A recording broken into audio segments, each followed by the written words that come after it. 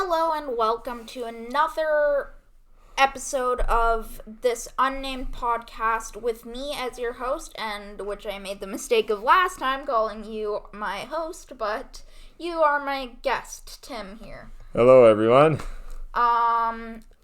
So if you have watched to the last podcast, you would have noticed that we were thinking of names, and one of them was Talking Back.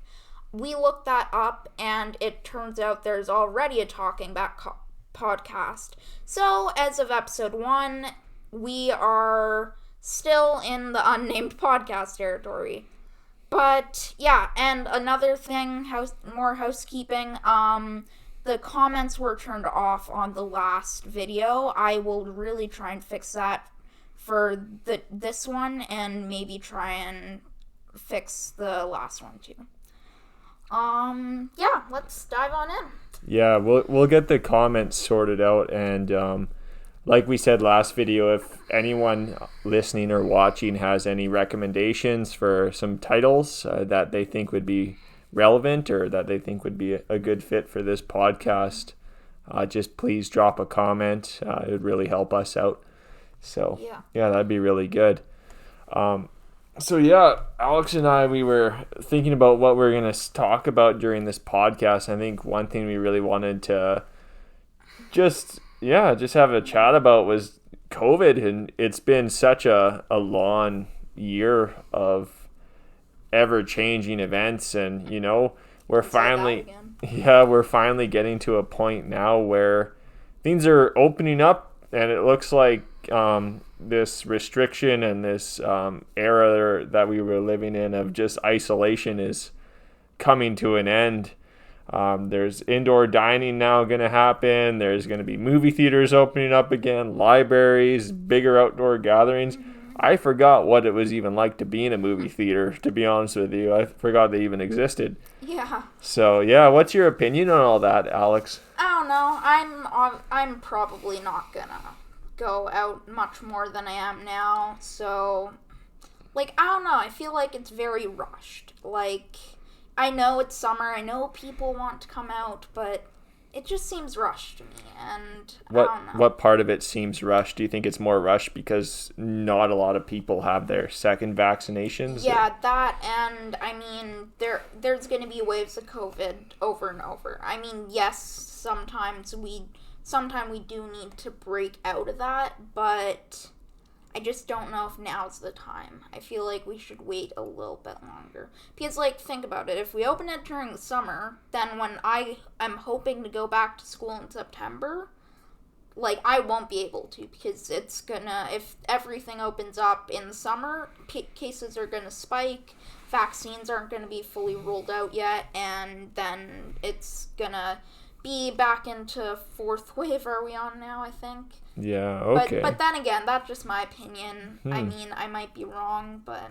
Yeah, that's an interesting opinion. So you're saying if we rush this and, we do end up just, taking one step forward and 5 steps back, it could negatively impact, school, and we can go through all this again once things happen. So, I think that's a huge possibility that everyone has to consider.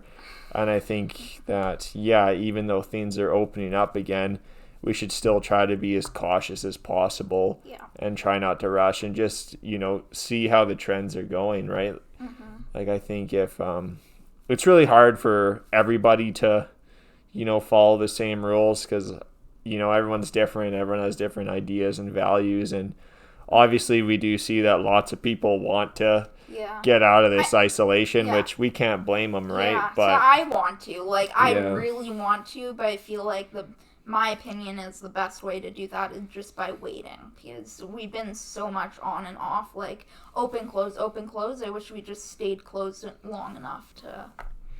Then again, I might be wrong. But... No, I think you bring out a really valid point that everyone should consider, right? It is a pretty rushed thing, just going from, an isolation to all of a sudden within a month opening everything up. I think that's pretty rushed, but I guess we'll just see how it goes. And I think the best thing, how you're feeling, you can do how you're doing, and just wait and see how you're feeling. Yeah. And if you feel like it's time that you want to get out a little bit more and try to do things that you may have missed, then you can. But if not, if you're comfortable, then do that. But yeah, it's definitely nice. I'm gonna try my best to be as cautious as I can with everything opening up. I know it would be really nice. I've been itching to go have some movie theater popcorn and watch a movie if they even start producing movies again. Yeah. I know they put that on a huge halt, but I really miss that. I've been watching so much Netflix and Amazon Prime and Disney Plus, and there's nothing really good anymore on those. Disney Plus is doing pretty good. At least that's my opinion. But. Yeah, for us, we always are trying to find something to watch at my household, and it takes us longer just to find a movie than to actually watch a movie. Yeah. So it'd be nice to go to the theater. You pay the money, you have to watch it. You can't just exit out and be like, oh, I'll just pick something else. And I mean, like, mommy and daddy are like, when we're watching stuff now, it's like they're always on their phones, and it's like, if we actually do go into a movie theater, no phones allowed. Yeah, exactly. So, and I'm sure, I don't know if that's a good thing. I would guess it is, because you're actually watching the movie and the director's story rather than your phone of just scrolling through Facebook or whatever. But yeah, it's hard when you have multiple things on the go. You lose track of the theme of the movie, and sometimes I find some movies, they're really dull in the beginning, and then after a while something just clicks and the movie just becomes amazing, and it's just like, so many people probably would have stopped watching this movie by now, but the ones who continue to watch and pay attention, they get such a huge benefit. So yeah, that's really interesting. But speaking of COVID and just this crazy year we've had, I think we went through more than just the pandemic. There was that crazy killer bee. Remember the killer murder hornets? Yeah, there was this big murder hornet outbreak in 2020, right after COVID happened. Everyone was like, "Oh, now these murder hornets are coming from, where was it, Japan or something like that, in the U.S., and they were destroying multiple beehives, and everybody had to watch out." So we went through that. We went through the big Tiger King Netflix show of the guy who had pet tigers. That was something else we went through. Well, I have not, but Alex, I guess, never watched it, but I went through that big phase, and it was a huge popular thing for a little bit. Wasn't Game of Thrones just ending too in 2020? Yeah, I think near 2019, near the end of 2019, Game of Thrones ended. Yeah, that was a big event. Everybody... It was. You watched it too? No, I didn't. But I have definitely heard of it lots. Yeah, I watched it, and I watched every single season of Game of Thrones, and I was obsessed with it. It was so good. But I feel like they really rushed the last season. Doesn't everything, like, barely anything that's really good has a satisfying finale? Yeah. Ready Player 1, Ready Player 2, good finale by my opinion, but... Yeah, I don't know. I was a little bit, maybe it just was my bias. I wanted it to end a different way. Yeah. But yeah, that was just another thing. And then the U.S., the military sent out video of UFOs.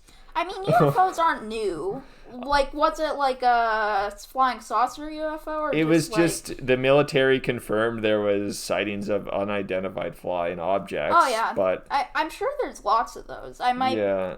But I think it's always kind of been this hidden thing, right? And what a time when we're going through all these crazy events to just be like, oh, okay, yeah, by the way, aliens might be real, to everybody. I mean, yeah, aliens might be real, crazy. Who knows? They might give us COVID. Just kidding. They probably don't want to kill us. They're probably just indifferent to us. So you think the aliens, through their unidentified flying saucers, drop some COVID-19 on us? That's what you're thinking? No, I'm not. That's just a joke. But yeah. So I can sense from your tone that you definitely are on board with the alien train. Hey, I believe they're real. I don't believe they would look at our puny planet, or they're either too puny to actually go into space. Like, for all we know, they're in the Stone Age. For all we know, they're, like, have cloaking devices and they've been watching over us for the past 1,000 years. We really don't know. Yeah.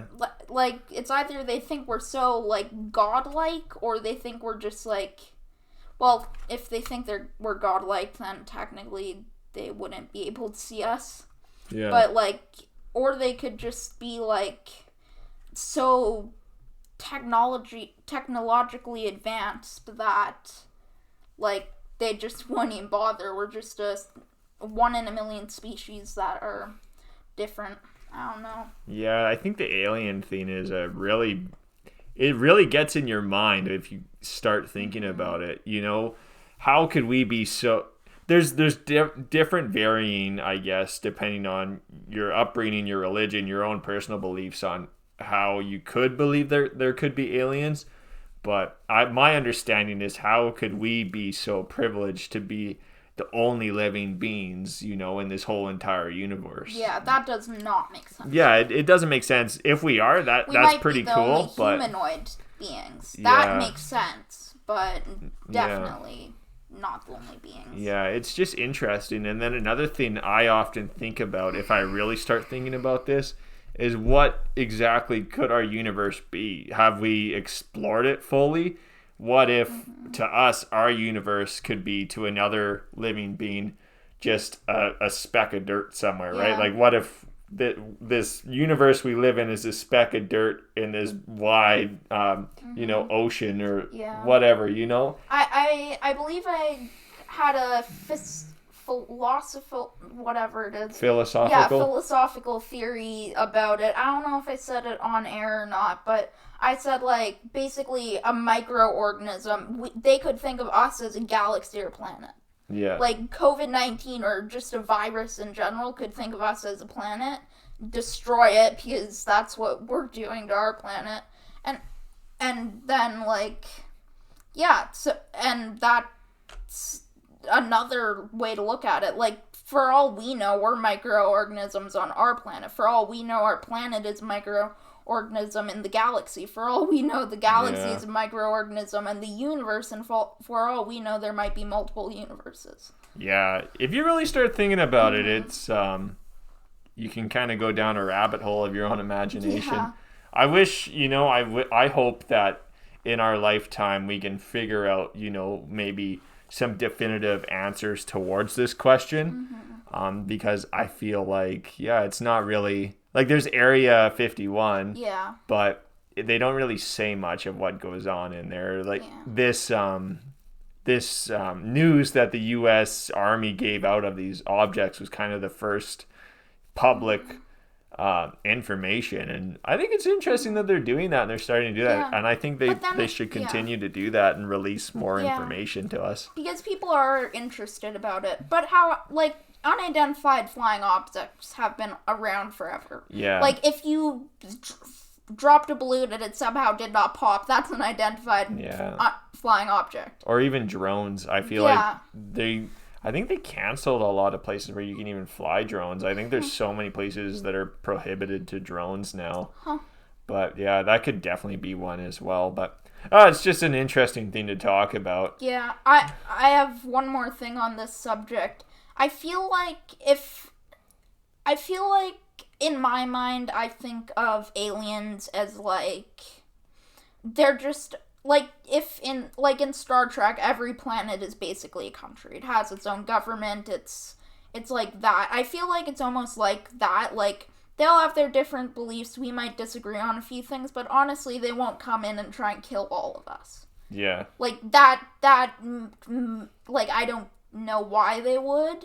But then again, they won't be like, hey, want to be friends? Because no one in the world is... I mean, some people are, but, like... On average, a whole race wouldn't be, hey, want to be friends? Okay. And then they become our pets or whatever. Like, that's not gonna happen. Yeah. And, like, but I feel like they'd be indifferent to us. Like, and I'm worried if they do come in contact, that humans would just be like, aliens, we've heard stories of you, let's kill them all, type thing. And it's like, those stories are merely stories. Yeah, it's really interesting if you think about it. Like the Egyptian pyramids, for back in their time, it's kind of crazy to really think about how they were built. They were huge pyramids built of massive rock, massive stone, like stories high. How it's just kind of hard if you really think about it.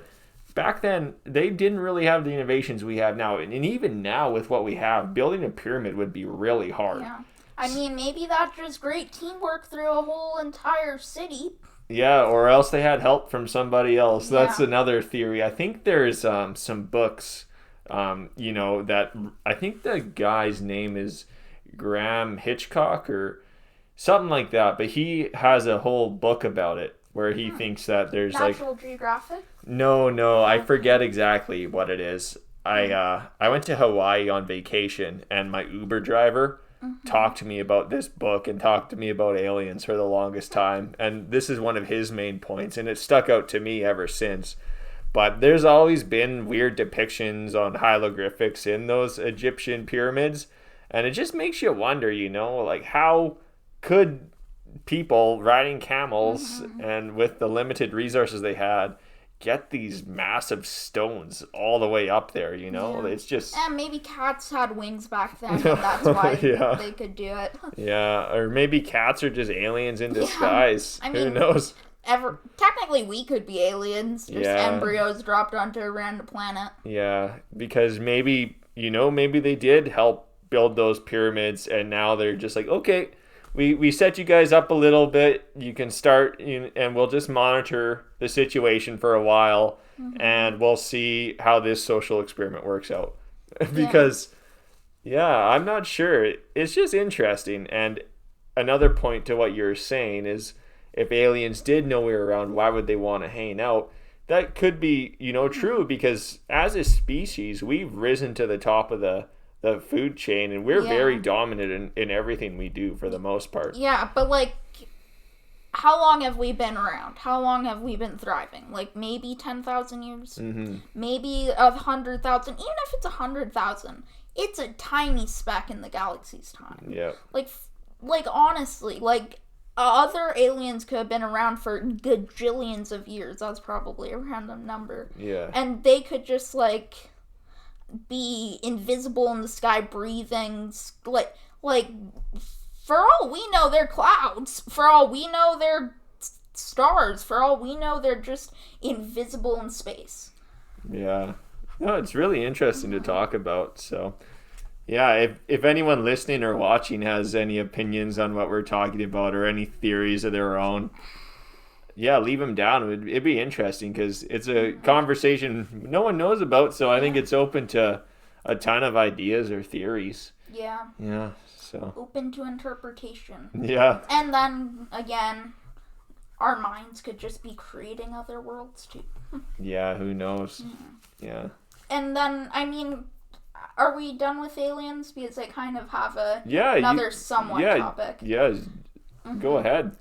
So, everybody, I'm sure, has heard of Bigfoot, the Loch Ness Monster. Yep. I feel like Bigfoot could just be, a being that does not want to be seen. How many ancestors of humans? Aren't they depicted as, human monkeys, kind of? That's my understanding of it. Yeah, I took a course in university that really talked about, how monkeys, through their lineage, evolved to humanoids, and then from the caveman type humans to what we are now. Yeah. But there's been huge variations. There were humans with skulls that had big points, or I think they're called neutral crests, but they're big, massive points that look like a dinosaur skull almost. And they were just massive with huge jaws, right? Yeah. So it's pretty crazy how we've evolved. So is that what you're sort of getting to there? Kinda. Maybe Bigfoot would just some offshoot of a similar race of humans. I don't know exactly what they're the two monkeys or whatever Like, maybe Bigfoot is just an offshoot race that lives for 1,000 years and doesn't like to see anybody and maybe has assistance from aliens or just as high tech itself. Like, that could be another. And, like, Loch Ness, too. Like, that could just be a dinosaur, right? Like, there are dinosaurs that are still alive. Then again, I don't know how it could have survived that long. It would have. And considering that there's only one, but yeah, it's definitely interesting to think about. Yeah, it is. The Bigfoot thing was huge when my mom was younger because she told me that she was terrified of Bigfoot. It was her biggest fear. And when she went to elementary school, they'd make her watch Bigfoot videos.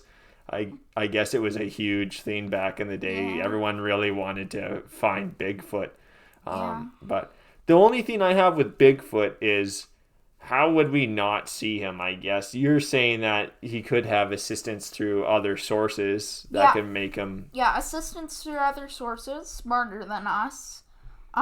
Could just be focusing on its work, like humans do other stuff. We have fun. Maybe it just, like, has a little workshop in the woods and just stays there and works for 1,000 years, and now, because it's one mind and it can grow exponentially, it just knows more things. Or it could be camouflaged, and I'm sure it might just have fun scaring people every once in a while, but yeah, I do, like, how do we not see it? That's fair, but yeah, that's true. And then when you're talking about Loch Ness, my biggest fear is open water. I think the ocean is so... It's another world. We live in the world on land, like outside of water, but there's another world in water that I don't feel like has been as explored. Yeah. I think we've really tried our hardest, but there's points. I forget what specifically there is. There's this black hole in the ocean, but a bunch of researchers have tried and tried again to get down there. I think it's the deepest point ever submerged to do research was in this area. I'm not entirely sure of the name, but every time they've tried to do it, they've had to go in with these tiny boats with like heavy duty glass with double layers of this glass, and every time they've done it, like the glass starts to crack or whatever, and then they have to go back up because, you know, if that happens then they're toast, or else the pressure inside of their vehicle gets too high and they have to get back. But I remember watching one documentary. I know this stuff is a lot of conspiracy theory, but one documentary said that they got down to this specific point, and one of the guys looked out and he seen this big sort of fish looking thing, and it scared him. It scared him so much, and they went back up, and he's just like, I don't know what that was. You know, there's something down there that there's so much stuff we haven't explored. And that's what I think about too. It's just crazy. How do we distinguish what we know and what we don't know when we can't explore the whole thing? Yeah. Like, we think we know so much. We don't. Like, there are so many other things, even on land, like, I mean, maybe not big things, but so many tiny things. Like, there are probably 3 different worlds on this planet. Yeah. There's the land, big mammals and whatnot. There is the ocean. There's the rainforest. Like, that's a completely different thing. And then there's microorganisms. Yeah. Like, it's crazy. There's so much in this planet that probably could kill us. Why doesn't it? Why do people think that we're doomed because stuff is gonna happen? Like, I mean, yeah, there might be a Godzilla type creature, like, in the deep depths, but why hasn't it come up? Yeah. It's just it's not probably happy not having to deal with humans. Yeah. we would, I honestly think we are the meanest. If we get threatened by something huge, and even if it's nice but looks terrible, we will threaten it insanely hard and too hard. Yeah, it's crazy. That goes back to what we were talking about. I think humans, the biggest thing we try to do is, you know, we be superior. Yeah, we kind of take over, and we were talking about this earlier today of, you know, how we're pretty much, you know, the more we do, the more we take over, the more we change and try to, you know, urbanize the land. the harsher the impact on the environment, and that stems down to species too, right? The ocean is something that, although it's been heavily polluted and there's a ton of stuff going on, we're not at the point where we can build cities in the ocean, or we can take over its landmass. So I feel like the stuff that hasn't been explored and stuff like that maybe has something to do with, we can't really do much in the water. I mean, I'm sure someone will invent something in 20 years that sucks out all the ocean and puts it into space. Yep, that would be catastrophic. Yeah. So. Or it'd be like Star Wars, where they have the ocean cities. I think like that'd in be Naboo, cool. like the Gungans and stuff. Yeah, that'd be really cool. Yeah. But like, I'm sure I am pretty sure it would be pretty easy to evolve into Gungans over 1,000 million years. Yeah, it would take a while, but it would happen. Someone would be born with gills, and then that person would survive, long live other people, and then over time it would just become, natural selection. Yep. But, yeah. Be cool if, as humans right now in the far, far future, we created other humanoids. Like stuff that lives underwater, stuff that... Like, that'd be pretty cool. Yeah, honestly, I'm sure it will happen at some point. I don't know how long. Probably about a million years at the minimum. I just feel like right now we're so focused on technology, like smartphones and TVs and computers and stuff, where there's so many. If we took that advancement into other areas, it could really skyrocket. But yeah, it's interesting. You cannot learn anything. You cannot learn everything recorded in the world.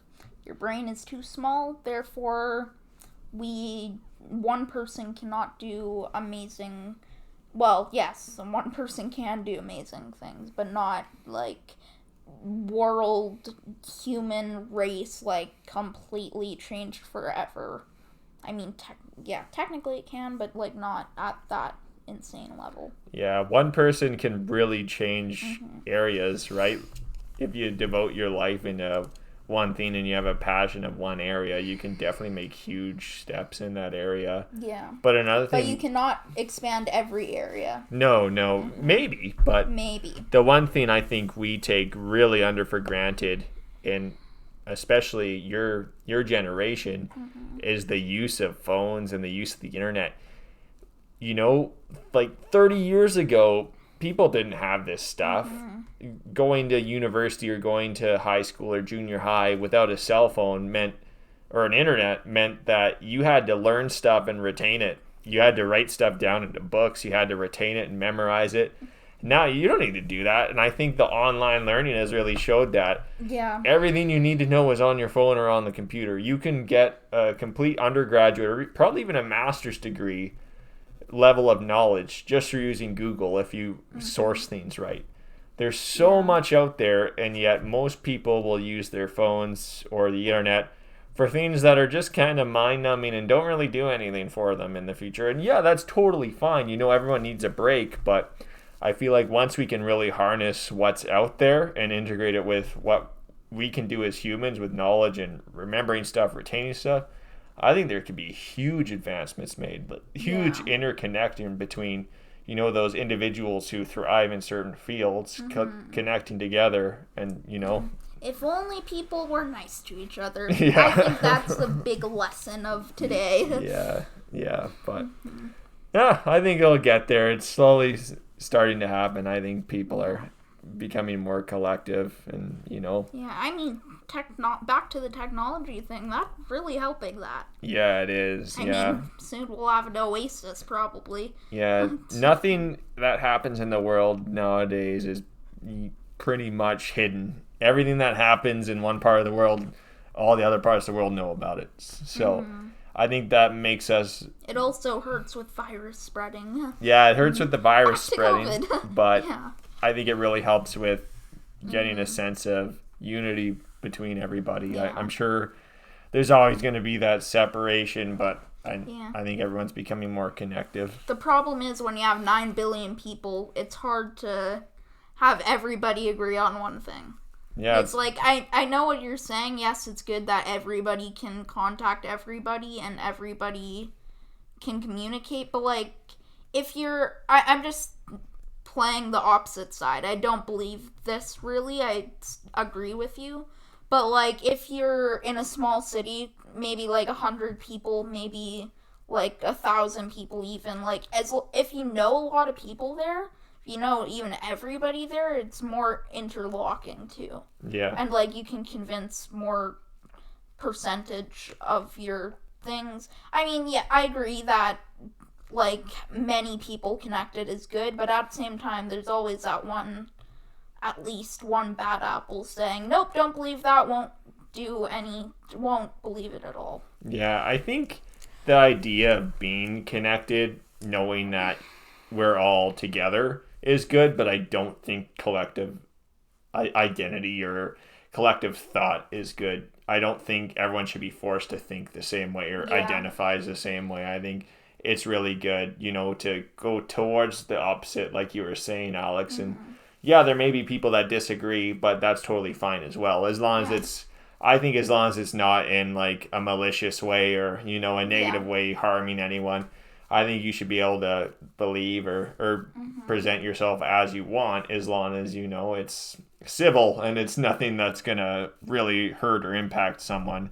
I think that's the beauty of being human and being in the time we are now, where you have a lot of freedom to be yourself. But I think there is value in knowing that you could just easily go on a Zoom call or a Skype or pick up the phone and talk to someone across the planet and know that you can be friends with anybody. So yeah, it's really interesting. So that was a big podcast. We rambled a lot. We don't have a timer here, so we don't know how long it went, but I think this will 45 minutes at least. Yeah, this is a good kickoff to the nitty-gritty. So more philosophical incoming, maybe.